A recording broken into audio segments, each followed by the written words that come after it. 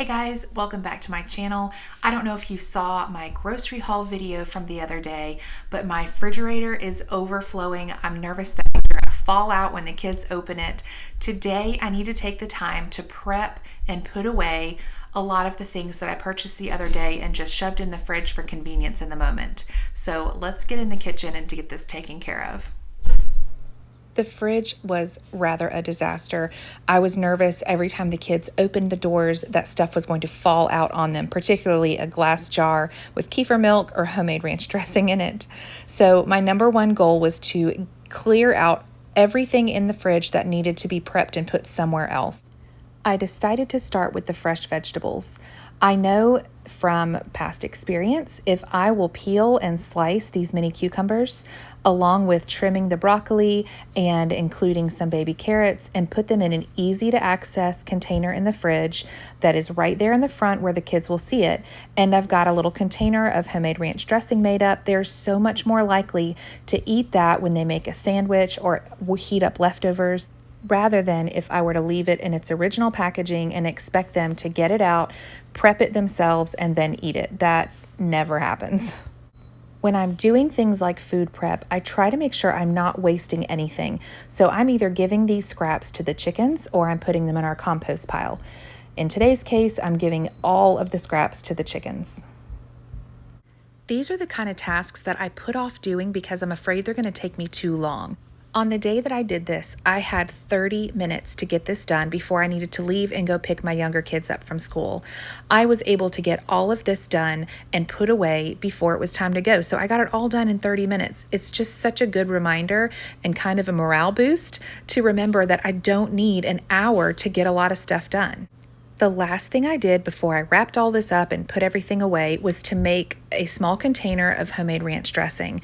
I will leave the recipe for the powder mix in the description box. This is so simple, and honestly, nobody in my family can really stomach store-bought ranch anymore because this is just so good and so simple. The flavor is delicious, and you can make it as strong and flavorful as you like. It just depends on how much of the powder that you add to your mixture, but I will typically use about 2/3 sour cream and 1/3 mayonnaise because I like it to be a little bit tangier.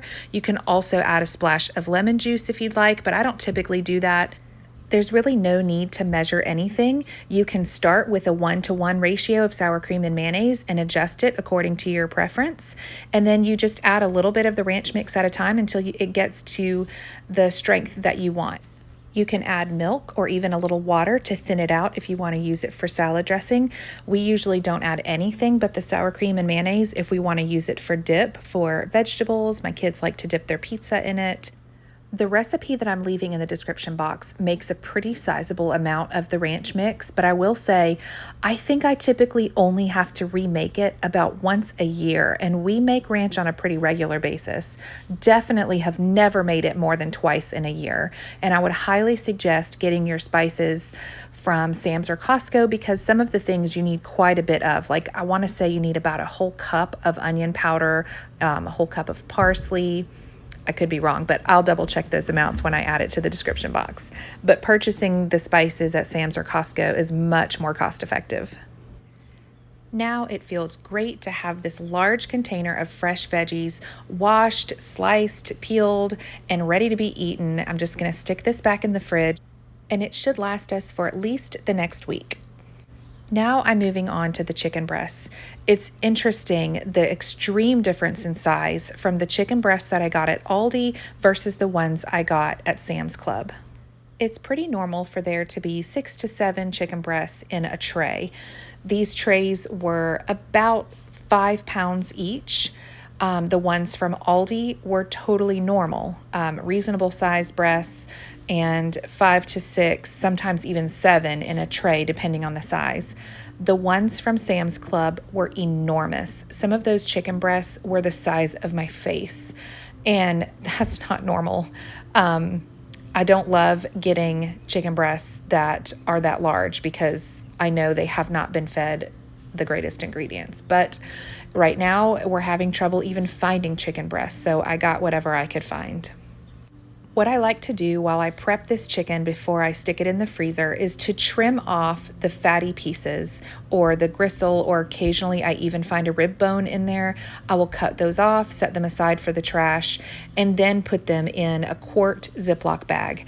I will typically put 2 to 3, depending on the size, chicken breasts in each quart bag, and that's enough for just about every chicken dish that I make for my family, which sounds crazy because we are a family of 10, but I've just learned over the years that the majority of the chicken dishes that I make, I can bulk up with other ingredients that are less expensive, like extra vegetables, extra rice, sometimes beans. It's definitely not necessary to use one chicken breast per family member. We would be spending a fortune on meat. Some of our favorite chicken dishes off the top of my head that I can get away with using only 2 to 3 chicken breasts for are creamy salsa chicken, chicken spaghetti, chicken and wild rice soup or chicken and wild rice casserole, chicken quesadillas, chicken enchiladas. All of those meals have plenty of other ingredients in it that I can bulk up to make the meal filling without having to use more than 2 or 3 chicken breasts. If you've never tried this in your favorite chicken dishes, I encourage you to give it a go. It is very unlikely your family will notice the smaller amount of meat. At this point, I had to move over to the island so I could sit down. That was a lot of chicken to cut up and put away. By the time I finished, I had 13 bags of chicken. That includes 1 gallon bag of boneless, skinless chicken thighs, which I'll probably use in an Indian dish.